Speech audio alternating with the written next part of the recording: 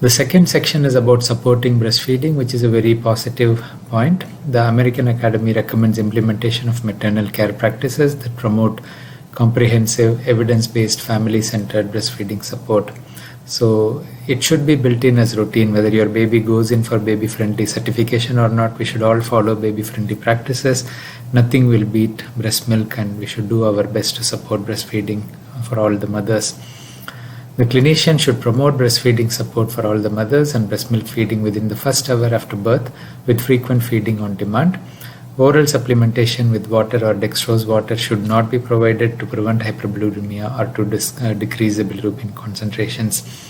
So this again is a misconception from before, and most of us don't do it anyway because it's not evidence-based. So this is discouraged actively in this guideline.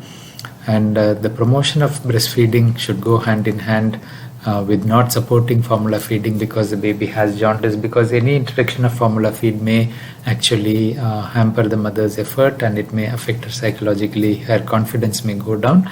So most of the babies with jaundice can be managed with just breastfeeding and express milk. We need to focus on supporting her breastfeeding. You can review my earlier videos on breastfeeding support.